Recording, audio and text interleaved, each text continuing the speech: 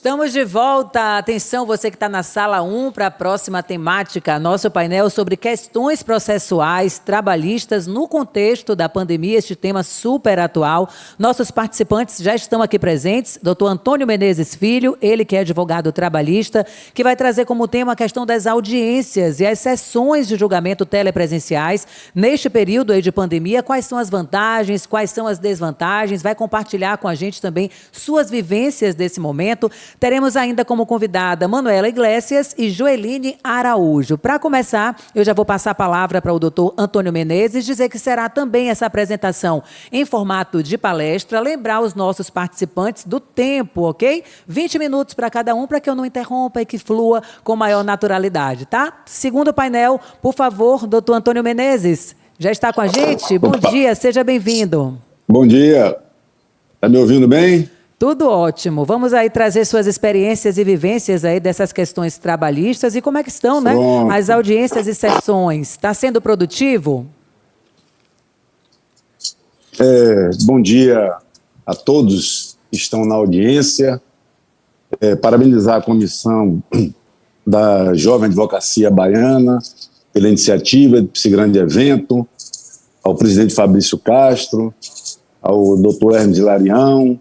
Agradecer aqui também à CAAB pela comenda que me ofertou pelos 75 anos da entidade, ao presidente Luiz Coutinho, enfim, as minhas companheiras de painel, Manuela Iglesias, Joeline Araújo, que falarão em seguida. Bom, eu estou aqui na condição de um advogado com juventude acumulada, vamos dizer assim, para falar para a melhor plateia de todas, que é a da jovem advocacia. Eu sou advogado há 45 anos, com a militância diária nos fóruns deste país, mas, embora o físico já não seja, a minha capacidade física já não seja a mesma, mas me considero jovem de espírito, de alma, e acredito muito nessa juventude que inicia os seus passos nessa nobre profissão da advocacia. Bom, as questões processuais trabalhistas neste momento de pandemia, no meu entendimento, com os atos telepresenciais, as audiências telepresenciais, as sessões telepresenciais, elas ultrapassam até essa ideia de provisoriedade. Hoje, de fato, nós vivemos uma situação provisória. É melhor nós termos estes equipamentos, essas possibilidades da prática desses atos por audiências telepresenciais e sessões virtuais, do que a paralisação 100% do judiciário trabalhista.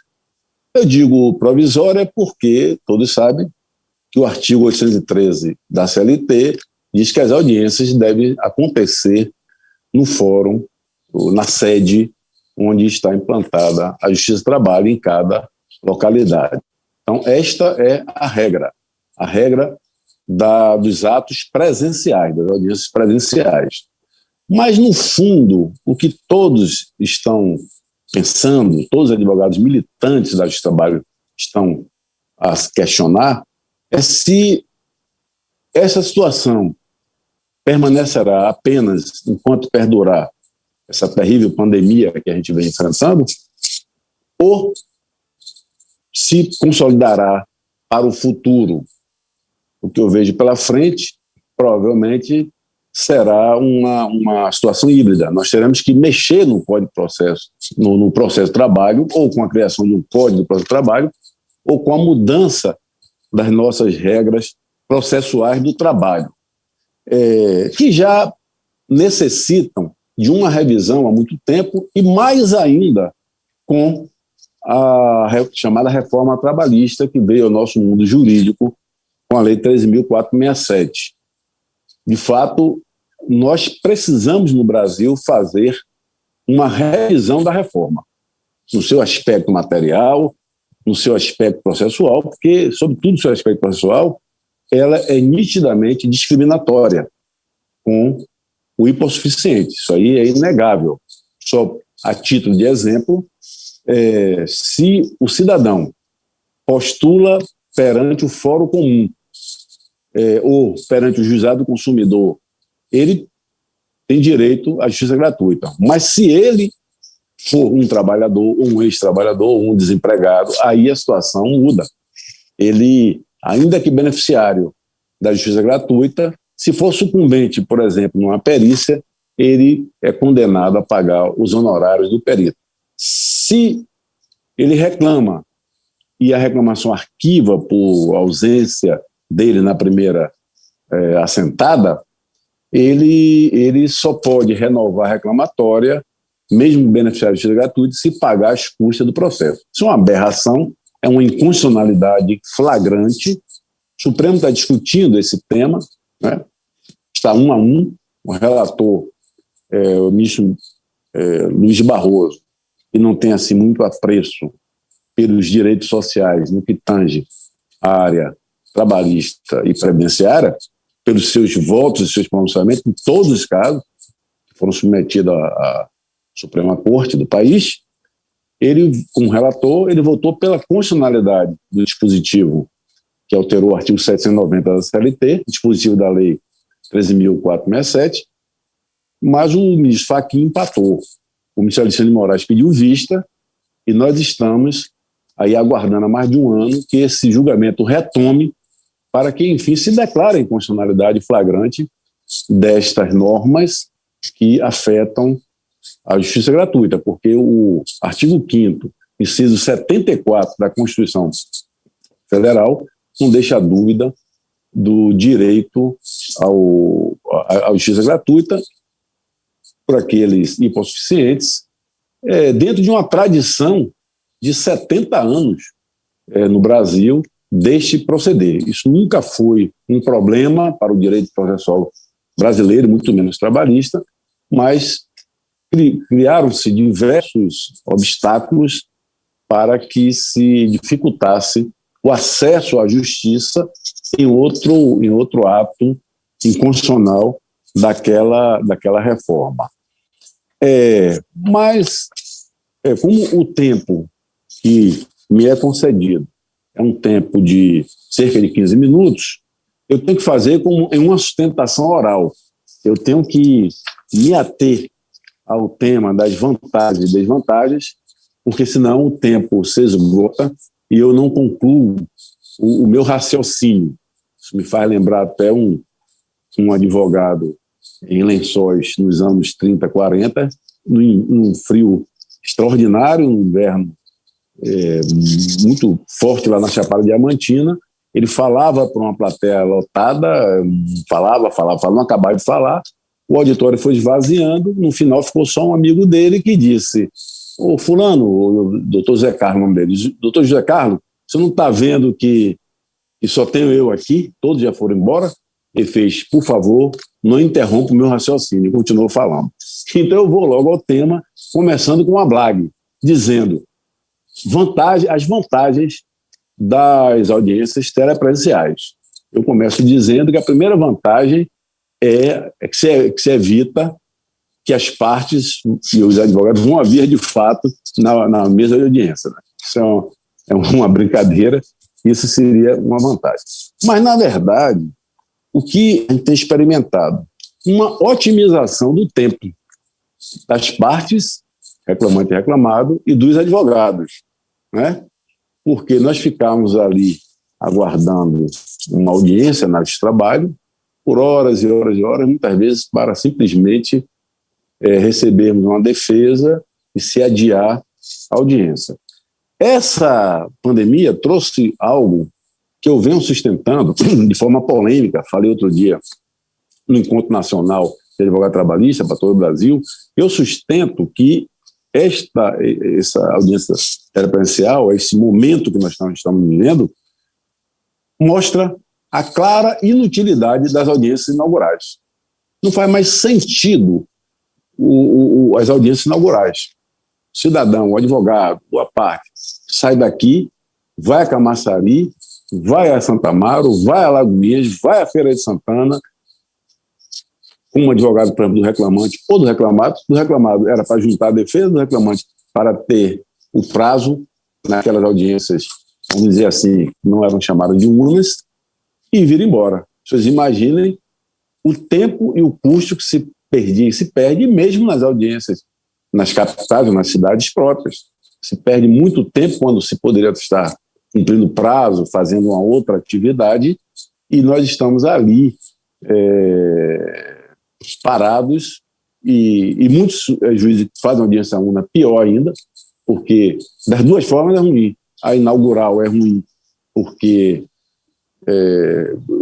apenas o ato não leva 5 minutos, mas você ficou ali 2, 3, 4 horas aguardando, ou você se deslocou, ou o advogado, ou o cliente desempregado, ou o preposto da empresa, ou o advogado da empresa, o custo que isso significa.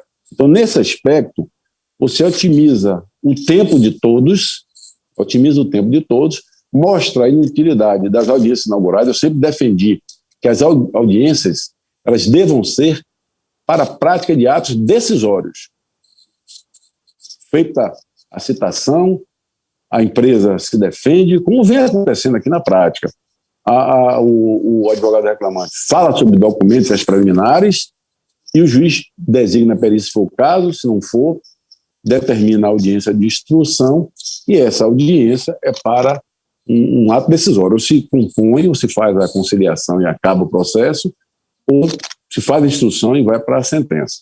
Então, nesse aspecto, eu posso dizer que foi uma vantagem essa otimização do tempo.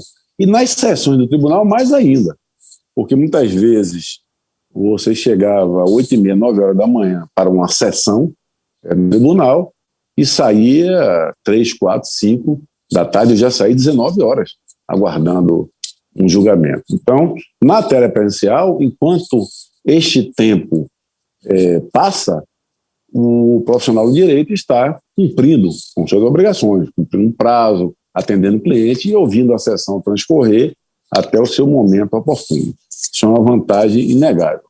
Também o interstício de audiência ficou menor, houve uma certa, vamos dizer assim, agilização nos processos trabalhistas nesse aspecto, dizendo sempre que essa situação, pela nossa legislação atual, ela é precária, ela é provisória, porque, repito, o artigo 813 da CLT exige que as audiências sejam na sede do juízo, apenas em casos excepcionais, que é o caso que nós estamos vivendo da pandemia, que se pode fazer de modo diverso. Precisa que se faça uma grande reestruturação para ver o que é possível fazer e o que não é possível fazer. Uma outra vantagem que eu entendo é a questão das cartas precatórias. As remessas são online, então não se perde mais naquele tempo enorme para se preparar uma carta precatória para enviar para um outro juiz, o advogado tem que se deslocar com um custo grande, né, para essas medidas, como uma colega nossa aí até que vai falar, que se encontra no Ceará, em Fortaleza, foi cumprir uma medida lá de interesse do cliente dela. Então, nesse aspecto, as audiências telepresenciais, elas trazem uma vantagem relativamente aos precatórios. Na fase de pandemia, é óbvio que também a segurança das partes, dos servidores, dos magistrados, dos advogados, das testemunhas, a questão de segurança. Hoje, nós experimentamos, não propriamente um isolamento social, mas é necessário que se faça um distanciamento social. É uma situação precária, embora o que esteja na cabeça de todos os advogados e dos magistrados dali da Justiça do Trabalho, servidores, etc., é como ficará no futuro o processo do trabalho em razão dessa experiência, o que é que nós vamos extrair dessa experiência das audiências telepresenciais no nosso meio, né?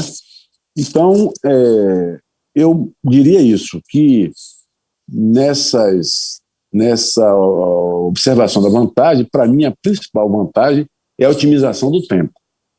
Isso aí é inegável, isso otimiza tempo em termos de audiência, otimiza tempo em termos de sessão. E os custos também das partes caem bastante. Por exemplo, um reclamante que trabalhou em Camaçari. Então, como a competência do local, da prestação da atividade, então a reclamação teria que ser em Camaçari. Então, mas ele reside em Salvador. Então, ele tem que se deslocar para Camaçari. Se o advogado dele for daqui da capital, também. A empresa também tem lá seu custo com deslocamento de preposto, de advogado da capital, etc. Enfim, é uma inegável vantagem nesse aspecto às audiências telepresenciais. Também na questão da redução dos custos. Para se fazer uma reforma futura, obviamente, será necessário que também se mude essa questão da competência, que fique mais larga a competência do trabalhador para postular em juízo, porque, afinal de contas, ele é a razão de ser da existência da justiça do trabalho. A justiça do trabalho existe para compor o conflito capital-trabalho. A empresa também tem os seus interesses, como, por exemplo, nas ações consignatórias, para se desonerar de obrigações trabalhistas, enfim. Então, essa questão da competência, se perpetuar ou permanecer, ou se fizer uma mudança legislativa para evoluir para as audiências telepresenciais, obviamente que a questão da competência também poderia ser revista para que a residência do trabalhador, que é a parte hipossuficiente, passasse a ser a regra ao invés do local da prestação de serviço. Eu já tive um caso de um cliente que trabalhou em Fortaleza, no Ceará, mas ele é baiano. Ele era domiciliado aqui, mas se deslocou, ficou domiciliado periodicamente lá em Fortaleza, mas nunca trabalhou aqui em Salvador. Então a reclamação teve que ser movida lá. Você imagina o custo para um trabalhador desempregado se deslocar para um outro estado, para 2, 3 audiências, nas quais, nesse caso, ele pedia meramente as verbas indenizatórias. Como mais de 60% acontece com as reclamações trabalhistas. Mais de 60% das ações trabalhistas no Fórum Trabalhista do Brasil se referem às verbas rescisórias. E a situação piorou com a reforma trabalhista, porque muitos empregadores que não são tão cumpridores da legislação do trabalho sequer estão pagando mais essas verbas indenizatórias. Sequer, porque não homologa mais no sindicato. Quando homologava no sindicato, a reforma trabalhista acabou com a homologação. Então, como não há quem fiscalize, então demite, o senhor procura, o senhor é direito. Então, eu acredito que esse percentual já seja maior hoje de 60%. O PST deve ter este levantamento. Mas, assim, para não me estender demais, que eu já devo estar na metade ou mais do meu tempo, quais são as desvantagens? Primeiro, eu já assinalei que, pela CLT, a regra é da audiência no foro. Mas o principal problema da audiência telepresencial é a quebra da incomunicabilidade da testemunha. Porque tanto a CLT, no seu artigo 824, quanto o Código de Processo Civil, no seu artigo 456, eles determinam que o juiz tem que zelar pela segurança e pela incomunicabilidade entre testemunhas quando se presta um depoimento na forma da lei. Então, da lei processual. Então, evidentemente que é impossível numa audiência, numa instrução, uma telepresencial, o magistrado manter o controle da incomunicabilidade do depoimento das testemunhas das partes. Isso é, de fato, muito grave e que é um problema que eu considero quase incontornável. Eu entendo que, no futuro, vai se desenvolver uma legislação processual, a realidade vai se impondo, que compatibilize, que seja híbrida entre um processo telepresencial e presencial. Por quê? Porque, evidentemente, para algumas demandas, por exemplo, matéria meramente jurídica, pode ser telepresencial.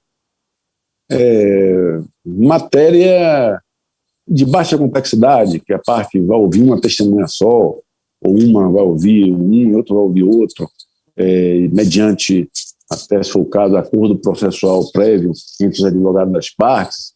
Então, nesses casos em que não exija maiores cuidados na instrução, não há necessidade de se fazer uma audiência presencial. Agora, nos processos instrutórios, em que vai se ouvir 2, 3 testemunhas de um lado, 2, 3 testemunhas do outro lado, com os advogados ali, parte, etc., e partes, etc., é impossível se preservar este princípio da incomunicabilidade das testemunhas nesses casos. É impossível. E não tem como. Por exemplo, um advogado coloca 3 testemunhas na sala, 2 fora da Câmara e uma depondo, claro que as outras estão ouvindo tudo. Estão ouvindo o depoimento do preposto, e a recíproca é verdadeira. As testemunhas também da empresa, um ouvindo o depoimento do outro.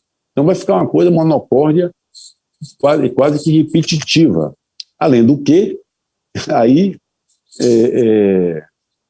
já gera um problema até na segurança das decisões. Então, nestes casos, eu acho que a lei terá que facultar, como na prática, de uma certa forma, vem acontecendo, a que os advogados das partes digam se aceitam aquela audiência e qual o caminho que ele escolhe, da audiência presencial ou da audiência telepresencial, porque nós estamos falando no futuro.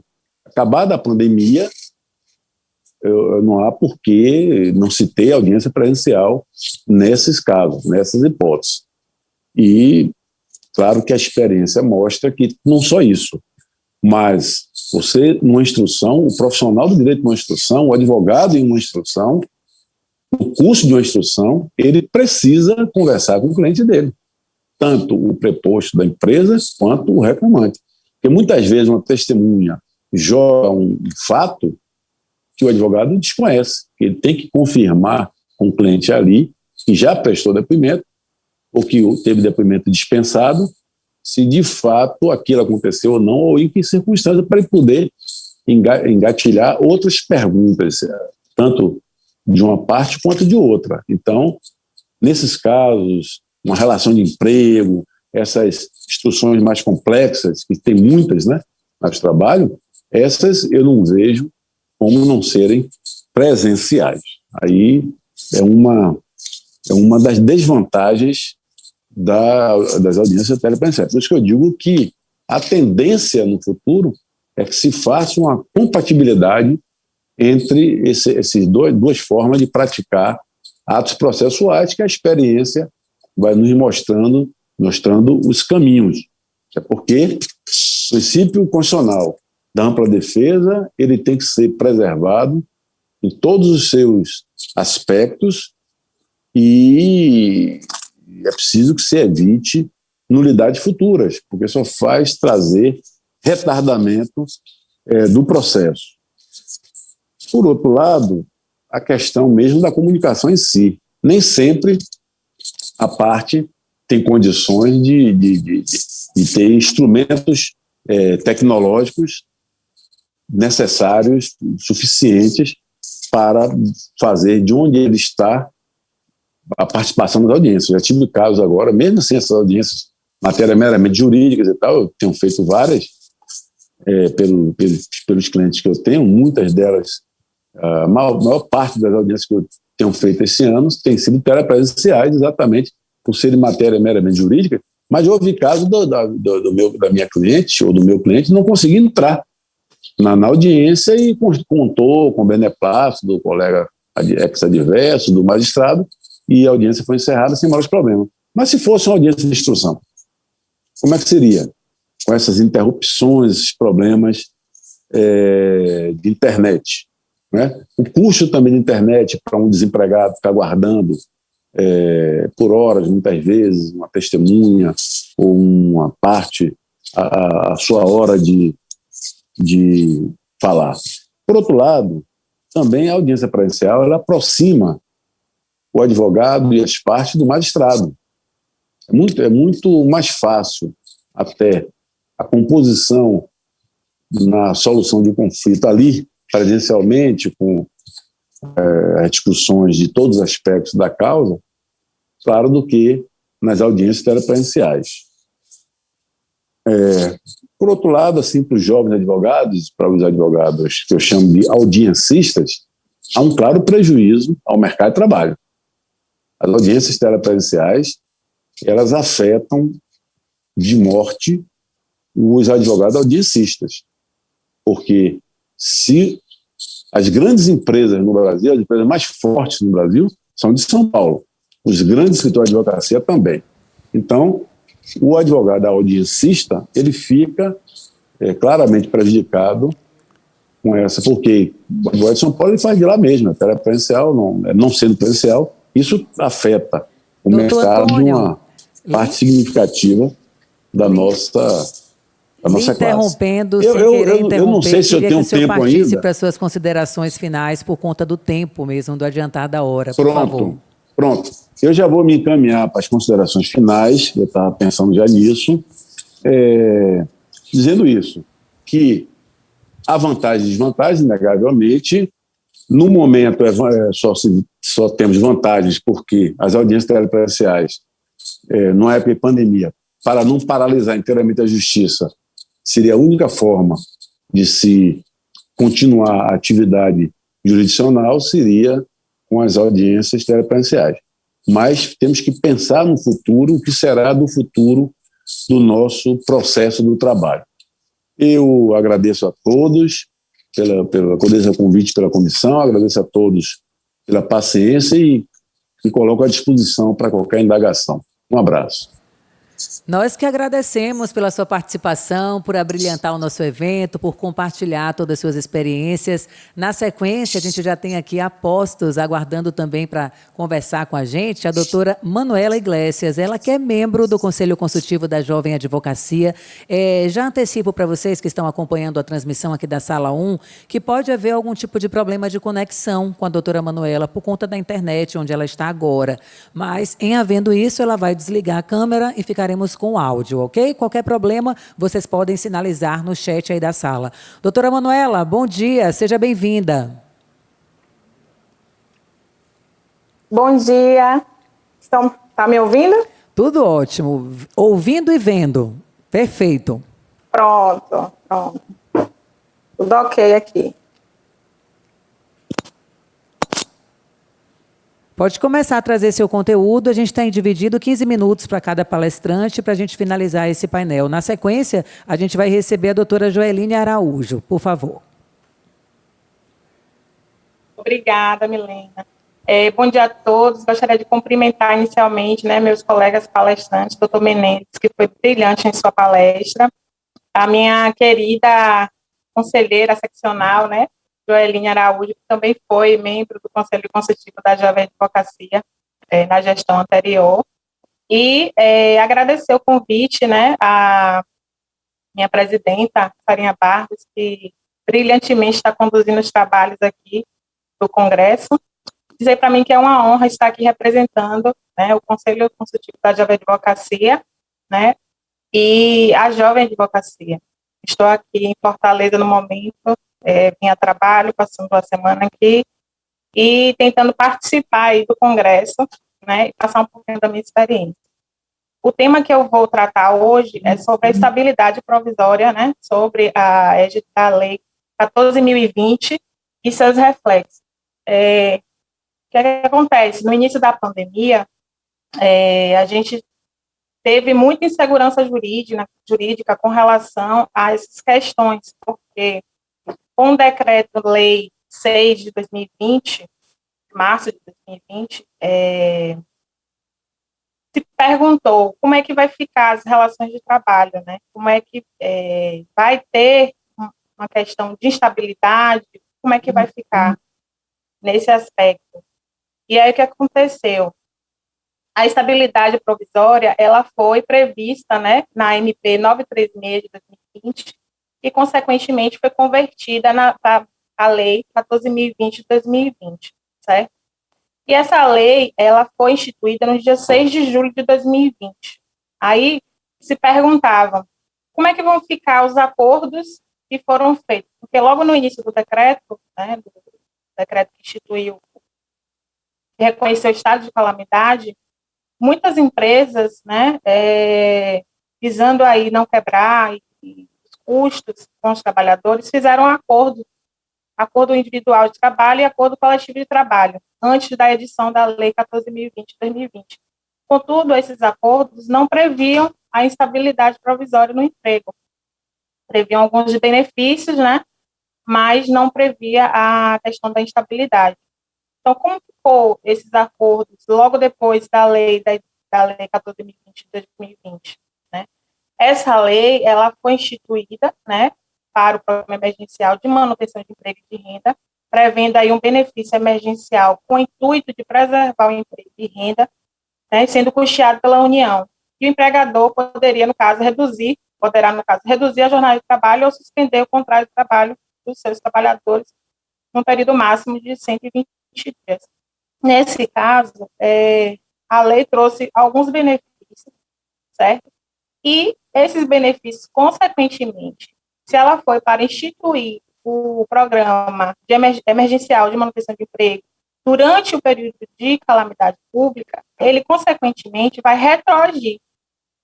Então, de fato, os trabalhadores, após, né, as demissões dos acordos que foram feitos antes da lei, eles podem estar aí pleiteando essas diferenças salariais, né, referente aí ao período da instabilidade. Assim, eu gosto de também pontuar a questão da Constituição Federal, né, que no artigo 7 da Constituição Federal diz assim: são direitos dos trabalhadores urbanos e rurais, além de outros que visem a melhoria da sua condição social.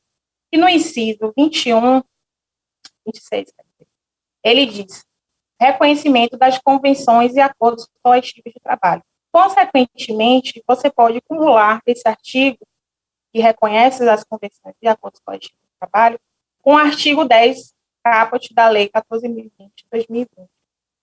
E lá no artigo 10, ele vai dizer assim: fica reconhecida, né, a garantia provisória no emprego ao empregado que recebeu o benefício emergencial de preservação do emprego e renda, previsto no artigo 5º desta lei, em decorrência da redução da jornada de trabalho e do salário ou da suspensão temporária do contrato de trabalho. Eu gosto de frisar com relação às armadilhas que as empresas ou os acordos podem ter. Por quê? A lei diz que a garantia provisória no emprego ao empregado que recebeu o benefício emergencial, que receber, ou seja, se ele não recebe o benefício emergencial, ele tem direito, ele vai ter o direito à garantia provisória. Então, é muito importante que o advogado tenha conhecimento disso e passe isso para o trabalhador. Por quê? Se ele não receber o benefício emergencial, a contrapartida, ele não vai ter direito à garantia provisória. E muitas vezes vai perder aí suas diferenças salariais na demissão por conta disso.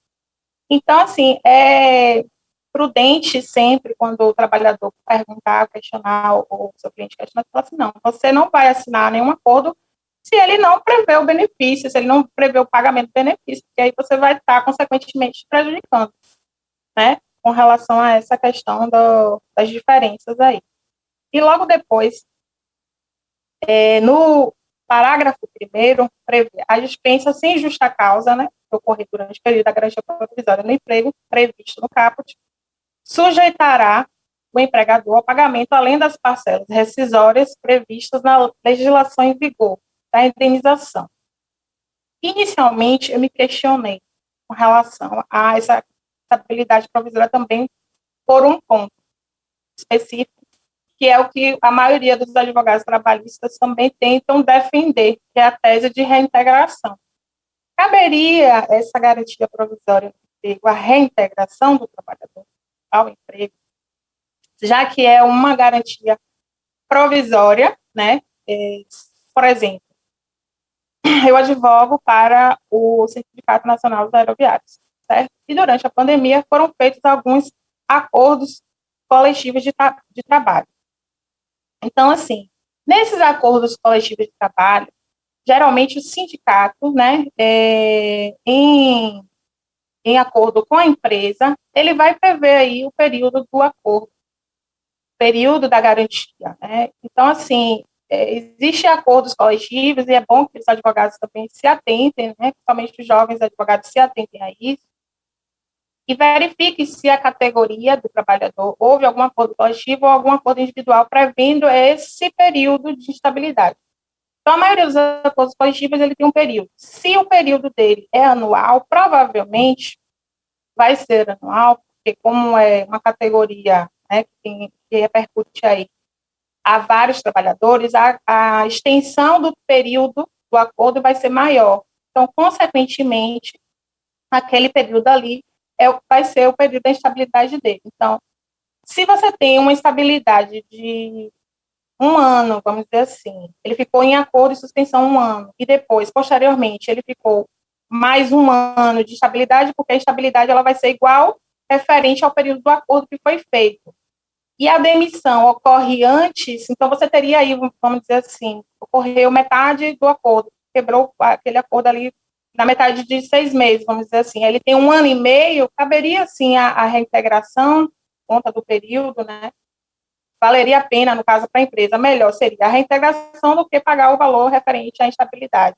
Então, assim, eu sempre coloco nas minhas ações, por mais que o tribunal não entenda, os tribunais eles estão entendendo que a questão da Lei 14.020, ela deixou essa brecha, né? Ela não prevê, de fato, a reintegração, ela não tem essa previsão em lei, mas o advogado ele pode sim pleitear porque a instabilidade ela gera reintegração. Entendeu?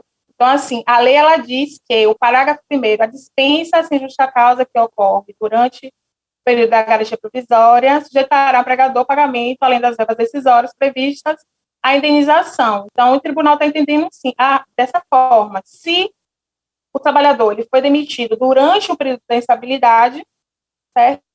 A empresa, no caso a reclamada, ela vai pagar o valor referente a esse período, o valor equivalente à indenização. Aí vem os percentuais.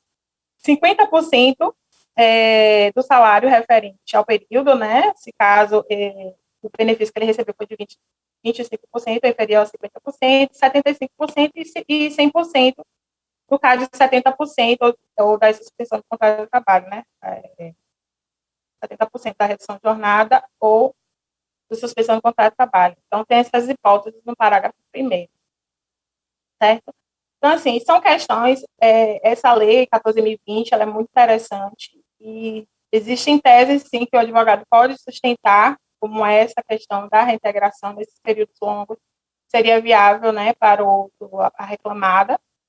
E a questão também que eu vou trazer é sobre a previsão da instabilidade referente ao deficiente físico, certo? Essa questão do deficiente físico também é muito interessante, porque com relação,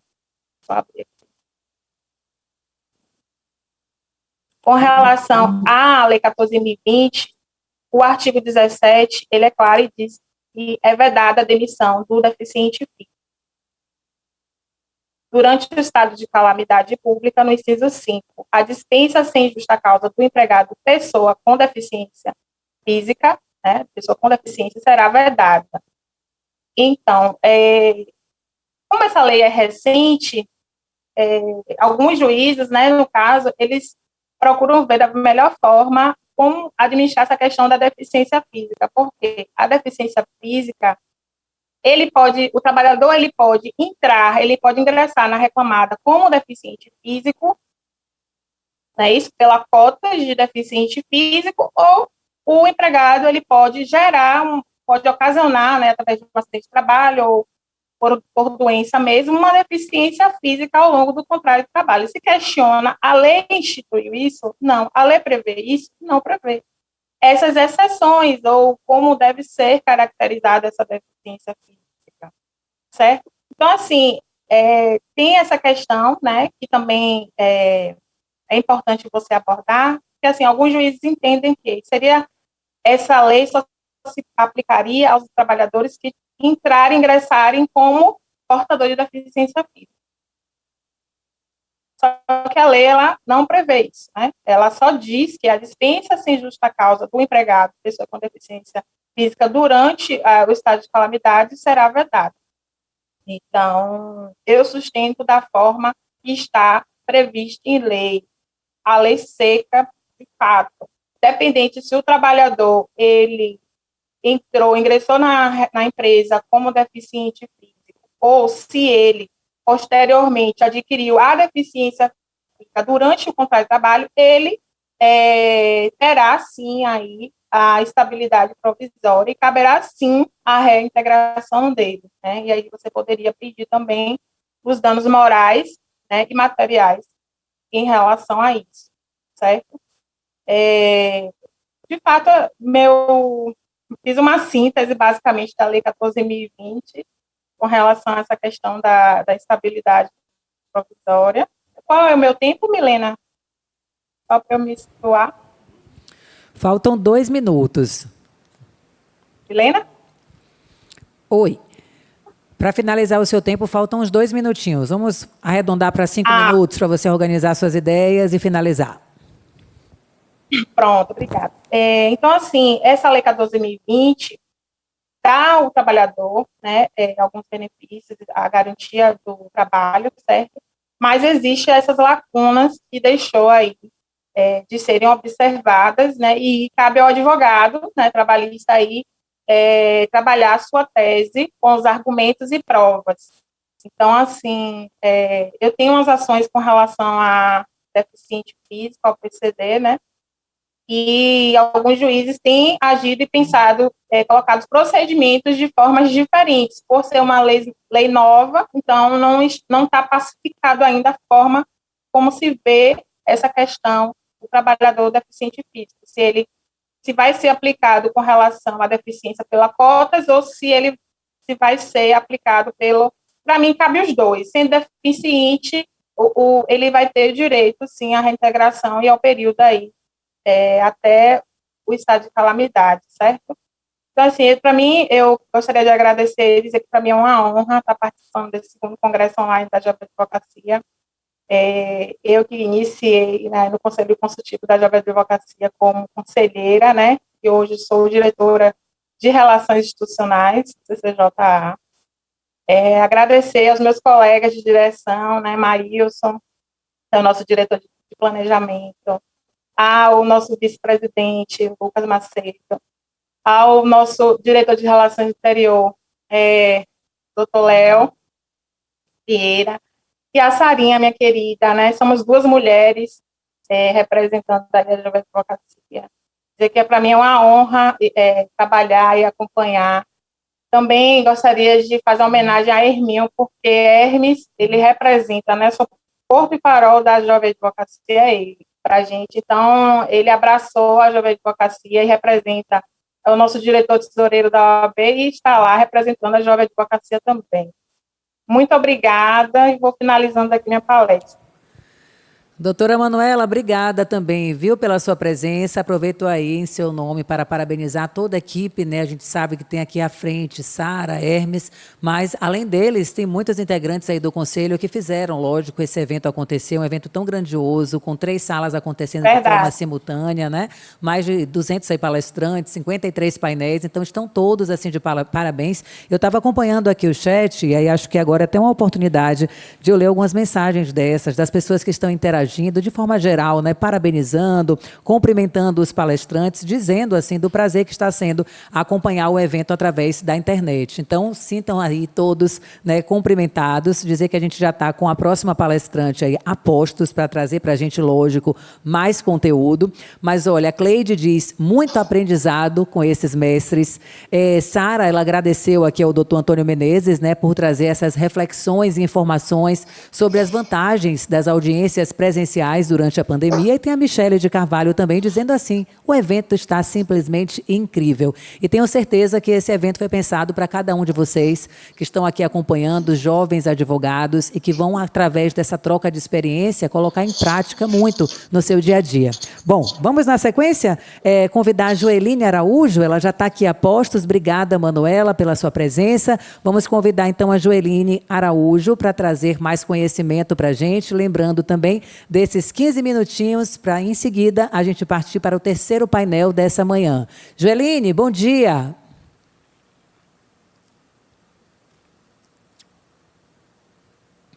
Milena, você me ouve? Ouço sim.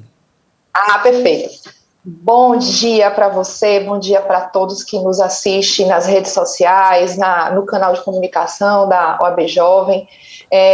Prometo que vou ser breve, mas eu preciso iniciar agradecendo a minha amiga Sara Barros, presidenta do Conselho da Jovem Advocacia, né? Esse conselho que já tive a oportunidade e o prazer de fazer parte na gestão anterior, na gestão de quando a Hermes era presidente.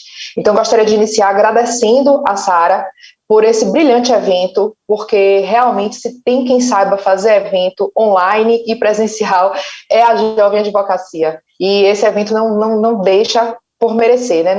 Enfim, não peca em nada. E a Herminho também, meu querido amigo, agora pai de Antônio, a toda a diretoria da OAB, que com certeza sempre vem apoiando todos os projetos da OAB Jovem.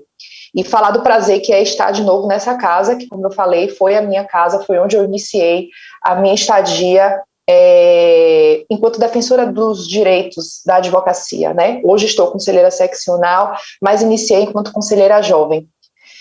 Bom, a minha proposta aqui, Milena, e quem nos ouve, é muito mais de fazer... A minha ideia é trazer um painel reflexivo, é muito mais que façamos reflexão sobre a realidade em que vivemos, porque a realidade em que estamos inseridos nesse momento, ela é mutável, né? Na verdade, lembro que o primeiro congresso foi feito exatamente mais ou menos um ano, e naquele momento a gente tinha a expectativa, né, de que as coisas voltariam ao normal, e depois passou-se a falar em um novo normal, e de que forma as relações iriam ficar. A gente imaginava que em dezembro nós estaríamos reunidos com nossos familiares, comemorando Ano Novo, que de repente o Carnaval de 2021, os blocos estivessem na rua, mas o que nós vemos, na verdade, é que avançamos para um segundo ano da pandemia, da Covid, né?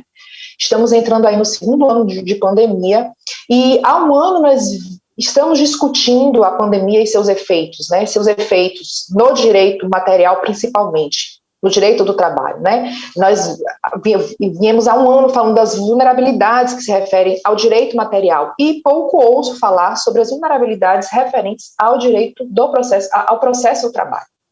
Então, em nome de salvaguardar a economia e os empregos do país, foram editadas inúmeras medidas provisórias ao longo do tempo, né? E foram feitas flexibilizações, né? Sempre sobre a pecha de precisamos manter a economia, precisamos manter os empregos, e muita coisa foi feita, muita coisa foi flexibilizada, o direito do trabalho ele foi, acredito que estraçalhado em alguns aspectos, mas devemos também lembrar que, ora, algumas coisas boas podemos extrair disso tudo, alguma experiência, com certeza, e também se não for assim, não vai ter valido a pena, né, tudo que nós passamos e caminhamos, mas como bem disse meu colega Menezes, alguma coisa nós podemos extrair de bom, né? Então, muito se discutiu ao longo do tempo redução de jornada, de salário, sem negociação coletiva, redução de jornada de trabalho para acordo individual, suspensão do contrato de trabalho, suspensão do período de férias dos profissionais de saúde, né? Vários mecanismos que foram discutidos. Pouco ou quase nada se falou sobre vulnerabilidade do processo. E o que seria a vulnerabilidade no processo? Bem, nós sabemos que o direito do trabalho ele visa dar efetividade àquela igualdade material prevista lá na nossa Carta Magna de 88, né? E aí a gente precisa deixar claro, primeiro, que há uma diferença entre o direito ao trabalho e o direito do trabalho, né? O direito ao trabalho é um direito social, fundamental, previsto na nossa Constituição, no artigo 6º, é um direito humano consagrado pela Declaração Universal dos Direitos Humanos, né? O trabalho dignifica o homem. Já o direito do trabalho, ele é um ramo jurídico, ele é uma invenção para que que visa cuidar do contrato de emprego, né? Ele é intervencionista por natureza, ou seja, sofre intervenção direta do Estado, e essa natureza intervencionista, ela só se justifica por conta da vulnerabilidade de uma das partes da relação, certo? A vulnerabilidade de uma das partes do contrato de emprego, que, como todos sabem, geralmente, 100%, 99% das vezes, é do empregado, né? Bom, ou seja, em razão da hipossuficiência do trabalhador, né, a intervenção do Estado, ela se justifica para que a igualdade material, aquela prevista na nossa Constituição, a igualdade material entre as partes, ela se efetive, ou pelo menos se tente efetivar. Então, essa intervenção vem para tentar igualar as forças das partes envolvidas num litígio, né, empregado e empregador. E aí, no que tange a função estatal de solução dos conflitos, nós devemos já pensar e formatar um novo processo do trabalho, né? Como bem falado por Menezes e por Manu, nós precisamos pensar quais os impactos que nós teremos nas relações jurídicas processuais do trabalho, porque, veja, o empregado, ele é vulnerável não somente materialmente, não somente em relação ao que refere ao direito material do trabalho, mas ele também é vulnerável ao que se refere ao direito processual do trabalho, né? Então, já que nosso painel se refere ao processo, nós precisamos, antes de pensar em vamos formatar a audiência de conciliação, audiência de instrução, tem, não tem, é presencial, não é telepresencial, o mundo digital é uma realidade, acredito que a gente não tem como fugir dele, mas esse pensamento, essa construção coletiva de como será o novo processo do trabalho, do meu ponto de vista, deve partir primordialmente da discussão da vulnerabilidade processual do empregado, certo? Bom, e aí a vulnerabilidade processual do empregado, a gente consegue verificar em várias hipóteses, né?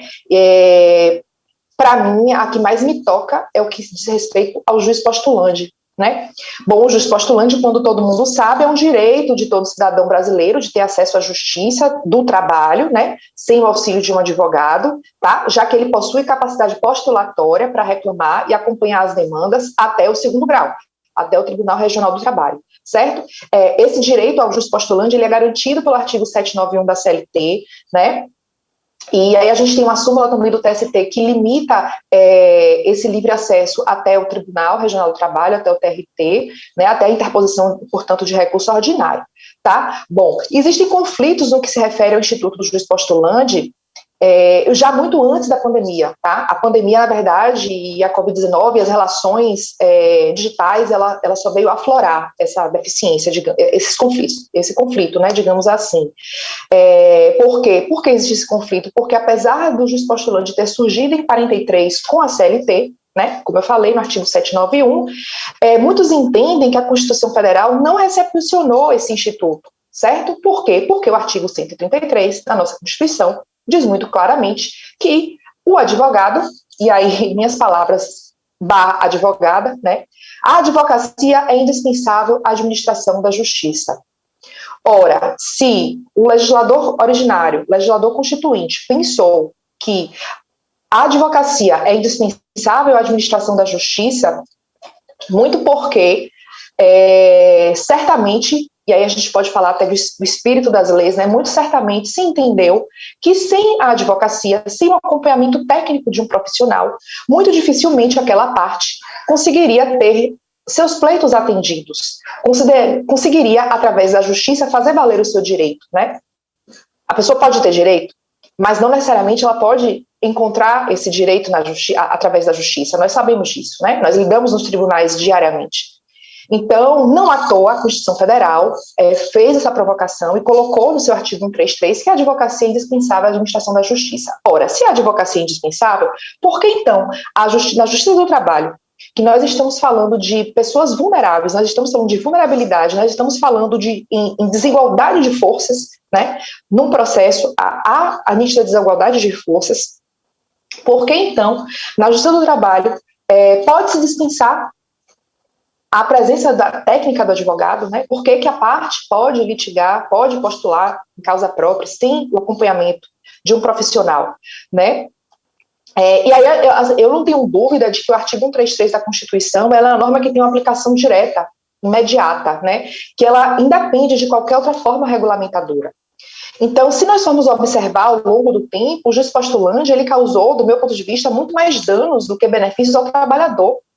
Pois esse discurso de atender ao princípio da simplicidade do procedimento, o discurso de facilitar o acesso à justiça, na verdade, eu não vou dizer que representa enganação, mas faz com que o trabalhador acredite que ele tem plenos poderes ele tem, mas que ele teria capacidade de litigar em pé de igualdade com a outra parte, empresa, reclamada, muito provavelmente também, não todas as vezes, mas na sua grande maioria, acompanhada por um profissional, né?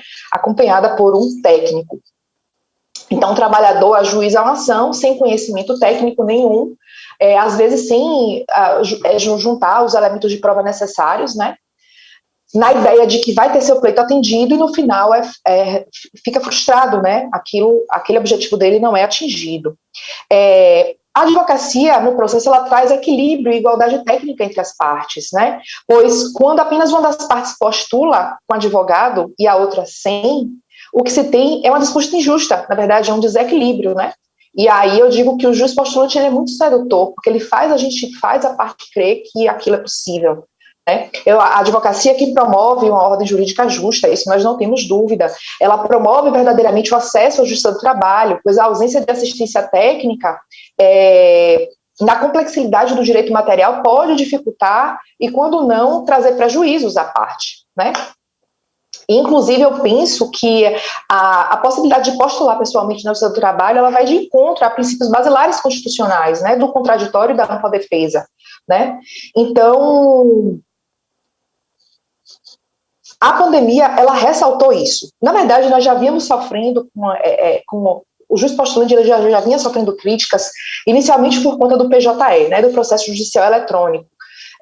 Inicialmente as partes não tiveram acesso ao PJE, inicialmente apenas os advogados tinham acesso ao PJE, e aí depois se facilitou o acesso das partes ao processo judicial eletrônico, mas veja, muitas vezes nós estamos lidando com pessoas que sequer sabem escrever seu nome, que sequer possuem um celular de qualidade, que dirá um computador para ter acesso ao processo. Né? E, como eu falei no início, essa realidade, nossa realidade digital é um caminho sem volta, a gente não tem como andar para trás, né? A gente não tem como andar para trás, muito pelo contrário. A globalização, enfim, a tecnologia, ela está a passos largos à nossa frente, isso é porque a gente não consegue enxergar, muitas vezes, a sua dimensão. Então, aqui nós estamos discutindo, falando sobre acesso à justiça, processo, mas processo judicial, processo eletrônico, a parte às vezes mal sabe falar no WhatsApp, no celular, né? Então, de que forma ela vai ter direito a justiça efetivamente, né? Se não for através de um profissional capacitado. E isso reflete também a pandemia do coronavírus, imbricada com esse pensamento do juiz postulante, né? Trouxe também um outro fator de vulnerabilidade, né?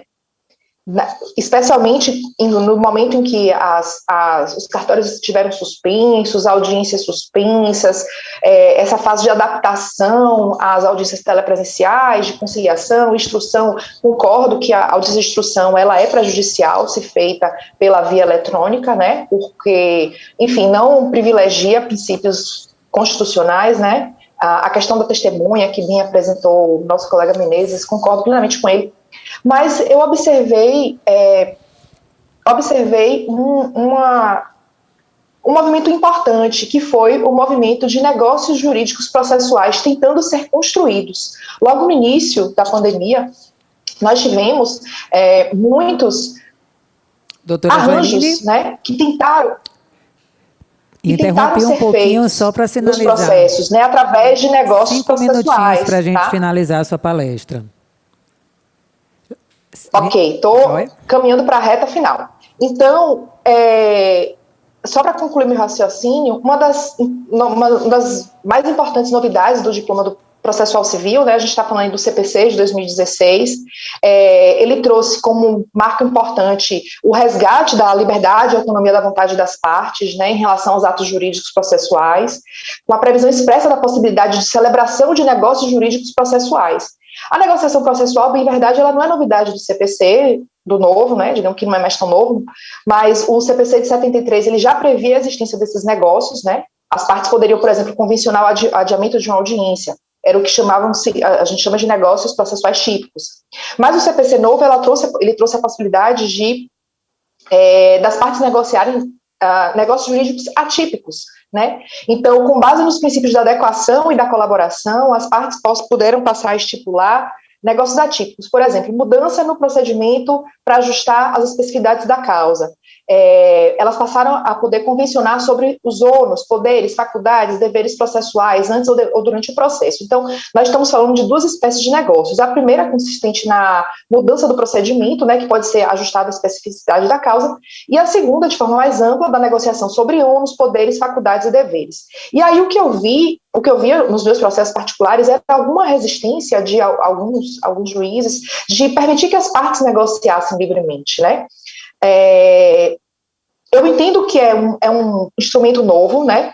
Entendo que há uma instrução normativa, a 39 do TST, né, que à época do Código 16 se pronunciou sobre a compatibilidade dos artigos do CPC ao processo do trabalho, ou seja, desse CPC novo, o que é compatível ao processo do trabalho? Entender-se que o negócio processual era incompatível ao processo do trabalho.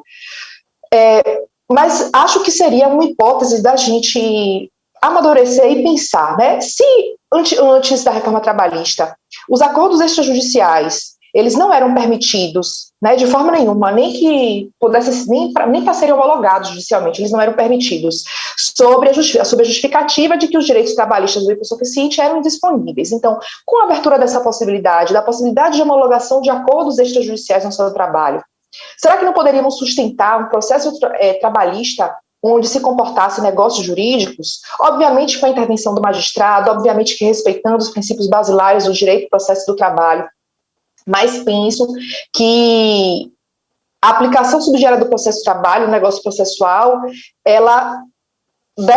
acho que é o ponto-chave, né? Acho que é o ponto-chave que vai nos tocar a evoluirmos nesse período que todos esperam pós-pandemia, né, onde possamos discutir, obviamente, que desde que a parte esteja representada pela advocacia, se não seria o caso, né, tendo em vista o mundo digital, podermos negociar processualmente. Então, o meu tempo está se esgotando.